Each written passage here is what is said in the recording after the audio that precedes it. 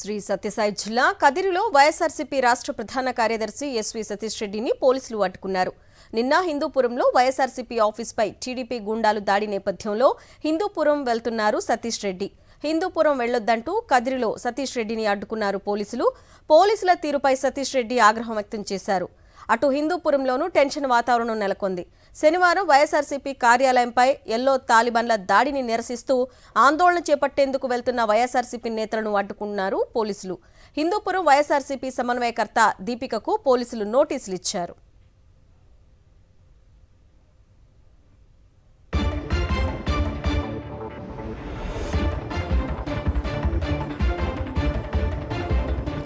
శ్రీ సత్యసాయి జిల్లా కదిరిలో వైఎస్ఆర్సీపీ రాష్ట్ర ప్రధాన కార్యదర్శి ఎస్వి సతీష్ రెడ్డిని పోలీసులు అడ్డుకున్నారు. నిన్న హిందూపురంలో వైఎస్ఆర్సీపీ ఆఫీస్పై టీడీపీ గూండాలు దాడి నేపథ్యంలో హిందూపురం వెళ్తున్నారు సతీష్ రెడ్డి. హిందూపురం వెళ్లొద్దంటూ కదిరిలో సతీష్ రెడ్డిని అడ్డుకున్నారు పోలీసులు. పోలీసుల తీరుపై సతీష్ రెడ్డి ఆగ్రహం వ్యక్తం చేశారు. అటు హిందూపురంలోనూ టెన్షన్ వాతావరణం నెలకొంది.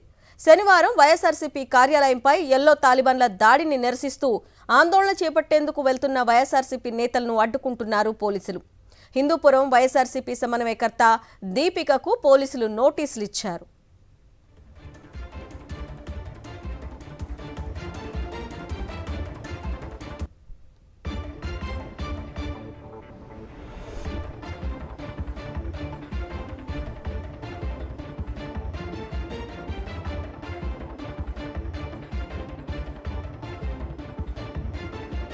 ఇదే అంశంపై అప్డేట్స్ మా ప్రతినిధి శివారెడ్డిని అడిగి తెలుసుకుందాం. శివారెడ్డి, చెప్పండి, ప్రస్తుతం హిందూపురంలో పరిస్థితి ఏంటి? దాడి చేసిన వారి మీద కాకుండా వైఎస్ఆర్సీపీ వాళ్ళపై పోలీసులు నోటీసులు ఇవ్వడాన్ని ఏ విధంగా చూడాలి?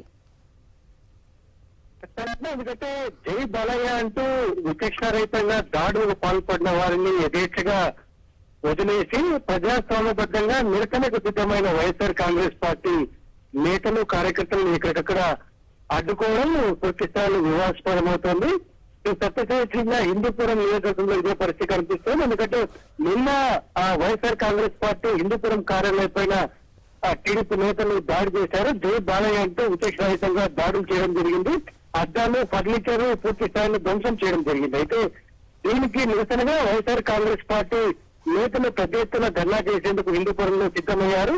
మాజీ ఎమ్మెల్యేలు, అదేవిధంగా ఇతర ప్రజాప్రతినిధులు, ముఖ్య నేతలంతా హాజరయ్యేందుకు అన్ని ఏర్పాట్లు చేస్తూ ఉండగా ఆందోళన కార్యక్రమానికి అనుమతి లేదు, మీరు ఎట్టి పరిస్థితుల్లో ధర్నా చేయడానికి వీలు లేదని కొద్దిసేపటికైతే ఆ పోలీసులు హిందూపురం వైఎస్ఆర్సీపీ సమన్వయకర్త దీపికకు నోటీసులు జారీ చేయడం జరిగింది. మరోవైపున ఈ కార్యక్రమానికి హాజరయ్యేందుకు వెళ్తున్న వైఎస్ఆర్ కాంగ్రెస్ పార్టీ ప్రధాన కార్యదర్శి సతీష్ రెడ్డిని కదిరిలో పోలీసులు అడ్డుకోవడం జరిగింది. అదేవిధంగా అనంతపురంలో వైఎస్ఆర్ కాంగ్రెస్ పార్టీ జిల్లా అధ్యక్షుడు అనంత వెంకటరెడ్డిని అడ్డుకోవడం జరిగింది.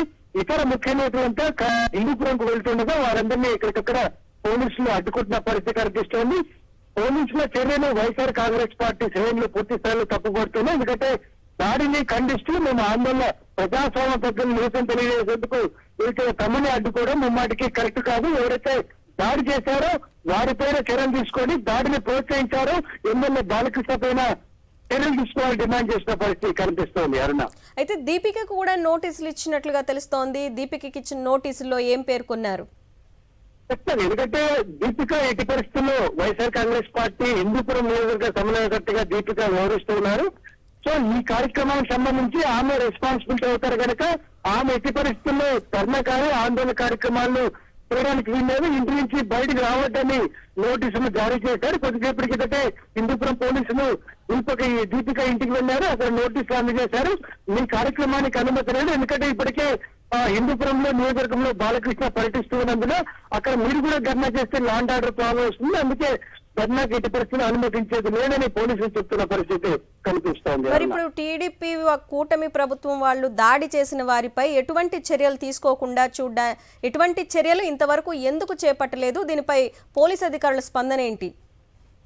పోలీసు అధికారులు ఏకపక్షంగా వ్యవహరిస్తున్నారని చాలా స్పష్టమైన ఆరోపణలు కనిపిస్తున్నాయి. ఎందుకంటే హిందూపురంలో వైఎస్ఆర్ కాంగ్రెస్ పార్టీ పైన కార్యాలయం పైన పెద్ద ఎత్తున వచ్చి దాడి చేశారు. ఆ విజువల్స్ లో కూడా క్లియర్ గా ఉంది. ఎందుకంటే హిందూపురం నియోజకవర్గానికి సంబంధించిన కీలక నేతలు హిందూపురము, చిలమత్తూరు, అదేవిధంగా నిరపక్షి మండలాలకు సంబంధించిన కీలక నేతలు ఇందులో పాల్గొన్నారు. ఒకసారిగా వచ్చారు, వచ్చి అద్దాలు అదేవిధంగా ఫర్నిచర్ ధ్వంసం చేసిన దృశ్యాలు కూడా కనిపిస్తున్నాయి. అయితే ఇప్పటిదాకా పోలీసులు ఎట్లాంటి కేసు నమోదు చేయలేదు.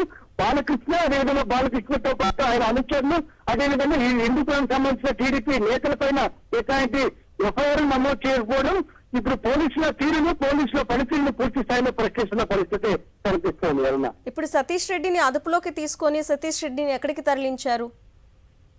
అవును, హిందూపురం ఏదైతే హిందూపురం ఆందోళన కార్యక్రమంలో పాల్గొనేందుకు పులివెందుల నుంచి హిందూపురానికి వస్తున్న వేపల్లి సతీష్ రెడ్డి వైఎస్ఆర్ కాంగ్రెస్ పార్టీ రాష్ట్ర ప్రధాన కార్యదర్శి వేపల్లి సతీష్ రెడ్డిని కదిర్లో అడ్డుకున్నారు. కదిర్లో అడ్డుకున్న తర్వాత అక్కడే నిర్బంధించిన పరిస్థితి కనిపిస్తుంది. మీ ఎట్టి పరిస్థితుల్లో హిందూపురంకు వెళ్ళొద్దు, నిరసన తెలిపే కార్యక్రమంలో పాల్గొనొద్దని అక్కడే ఉంచి అక్కడ నిర్బంధించిన పరిస్థితి కనిపిస్తుంది. ఆయనతో పాటు అనంత వెంకటరామరెడ్డి మాజీ ఎంపీ అనంత వెంకటరామరెడ్డి అడ్డుకున్నారు. అదేవిధంగా హిందూపురం సంబంధించిన నాయకులు కూడా అడ్డుకున్న పరిస్థితి కనిపిస్తోంది. అరుణ, ప్రస్తుతం హిందూపురంలో కార్యాలయంపై దాడిని వైఎస్ఆర్సీపీ నేతలు ఏ విధంగా చూస్తున్నారు? మరి ఇప్పుడు ఈ ఘటనపై పోలీసులు స్పందించట్లేదు. తదుపరి కార్యాచరణ ఏ విధంగా ఉండబోతోంది?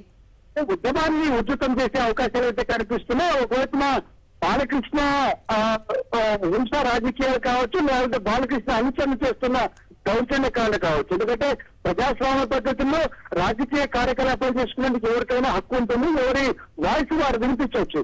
అంత మాత్రాన కార్యాలయాలపైన దాడులు చేయడం కానీ లేకపోతే ప్రతిపక్ష పార్టీ నేతల్ని బయట తిరగనివ్వమా అని చెప్పడానికి కానీ ఎవరికి హక్కు ఉండదు. అయితే ఇక్కడ టీడీపీ కూటమి ప్రభుత్వం అధికారంలోకి వచ్చినప్పటి నుంచి ప్రజాస్వామ్యాన్ని పూర్తిగా కాలు రాస్తోంది. ప్రతిపక్ష పార్టీ నేతల్ని ఇక్కడ బయట తిరగడం మీద విచక్షణాయుతంగా దాడి చేస్తుంది. అందుకే దీన్ని వైఎస్ఆర్ కాంగ్రెస్ పార్టీ నేతలు ముఖ్యగంధంతో ఖండిస్తున్న పరిస్థితి కనిపిస్తోంది. ఖచ్చితంగా హిందూపురం వైఎస్ఆర్ కాంగ్రెస్ పార్టీ కార్యాలయం పైన జరిగిన దాడిని ఖండిస్తూనే ఒకవైపు ప్రత్యక్ష కార్యాచరణకి పూర్తి స్థాయిలో ముందుకు వెళ్లే అవకాశాలు కనిపిస్తున్నాయి. దక్షిణ వారీగా ఉద్యమాన్ని ఉధృతం చేసే అవకాశాలు అయితే చాలా ప్రస్ఫుటంగా కనిపిస్తున్నాయి. శివారెడ్డి, ఇప్పుడు వైసీపీ కార్యాలయంపై దాడి చేయని ఎవరైనా ఖండిస్తారో దానికి ఆందోళన రూపంలో తమ నిరసన వ్యక్తం చేస్తూ ఉంటారు. కానీ పోలీసులు ఇంతవరకు ఎందుకు చర్యలు తీసుకోలేదు అంటే పోలీసులు ఎవరి అధికారాల మేరకు ఎవరైనా ఆదేశాలు జారీ చేశారా, ఆ దాడి చేసిన వారిని అదుపులోకి తీసుకోకపోవడాన్ని దాని వెనక ఎవరైనా ఉన్నారనే విధంలో ఆలోచించవచ్చా? ఖచ్చితంగా ఎందుకంటే ప్రభుత్వ పెద్దల నుంచి పూర్తి స్థాయిలో పోలీసుల పైన ఒత్తిడి ఉంటుందని మనం భావించాల్సి ఉంటుంది. ఎందుకంటే బాలకృష్ణ ఎవరైతే హిందూపురం ఎమ్మెల్యేలు ఉన్నారో బాలకృష్ణ ముఖ్యమంత్రికి స్వయాన బావమర్ది, అదేవిధంగా నారా లోకేష్ కి స్వయాన మామ.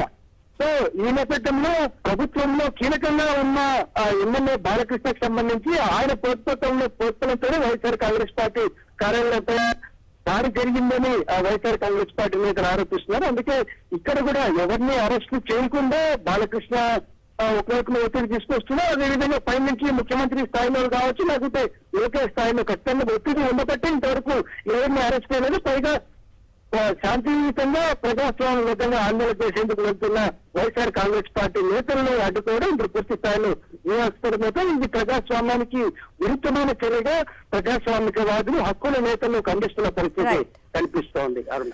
Okay Shiva Reddy, thanks for the updates.